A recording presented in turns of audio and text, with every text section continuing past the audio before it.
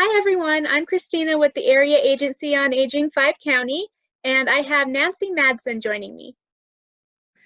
Hi everyone, I'm Nancy Madsen and I am the Caregiver Support Program Manager for the state of Utah. I work with the Division of Aging and Adult Services in our state.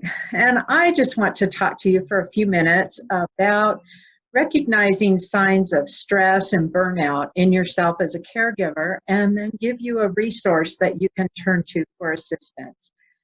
So if you've been caregiving for quite some time, or even a short time, and you find yourself saying, I'm so stressed out or I'm so burnt out, it's a good sign that we can provide some assistance for you.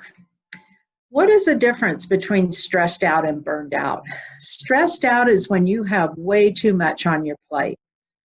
Burned out is when there is just nothing left of you to give anymore.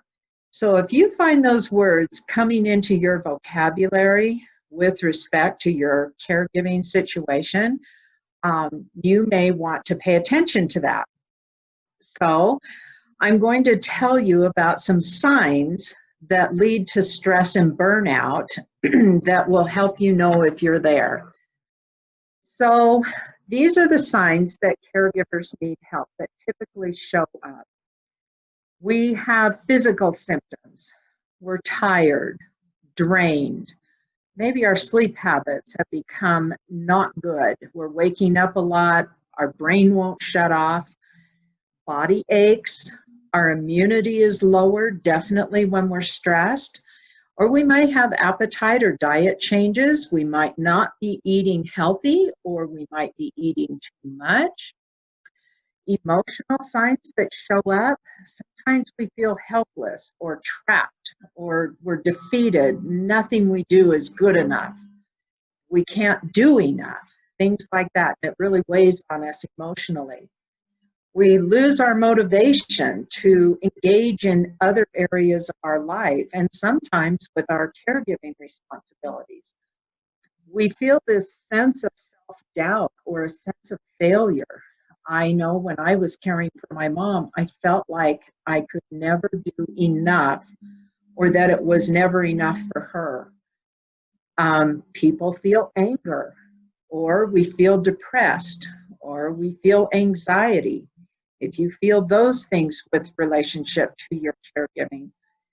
Behavioral things that tend to show up is we begin to isolate ourselves, and caregiving can isolate us anyway because we're so busy in those responsibilities that we're not seeing our friends, or we can't relate to what they're doing. As a young mother, I began being a caregiver for my mom when my youngest was 8 months old and my oldest was 8. And I couldn't relate to what my friends were doing who had young children, because every minute of my spare time was with my mom. Sometimes we can take out our frustrations on others or our loved one, our care recipient. Often others see our better side, but those that are closest to us see our worst side. So pay attention if your fuse is short with your children or your spouse, if you're caring for an older adult parent. Kind of look at where your frustrations are going. Sometimes we'll withdraw from responsibilities and not take care of necessary things for ourselves, for our families, or even for our loved one that we're caring for. And every once in a while, we may turn to a drug of choice. And that drug of choice could be anything from food to the medication that is meant for our care receiver, but we begin taking it ourselves.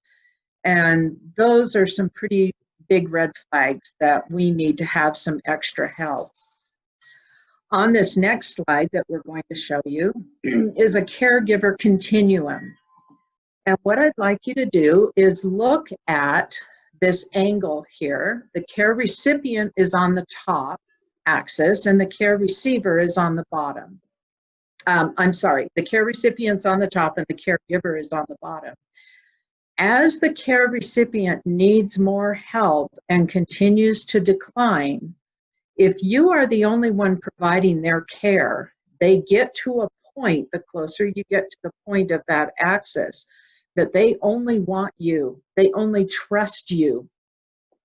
As a caregiver, yourself on that bottom axis coming up, as your responsibilities increase because they are declining, you become the expert at everything.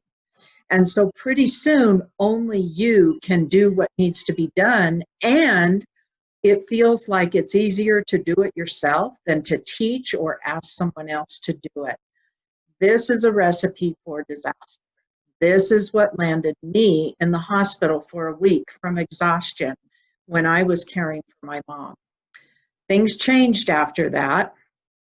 But if this axis looks like something that you can relate to, I would suggest that you turn to a resource that I never knew about as a young family caregiver. And Kristina is going to tell you about that resource. At the Area Agency on Aging 5 County, we have a caregiver support program that can help you if you've identified some of these stresses in your life. We can help to navigate you to the resources and help you to get back that balance in your life. To access our resources, all you need to do is call 435-673-3548. Thank you, Nancy, for joining us, and thanks everyone for watching.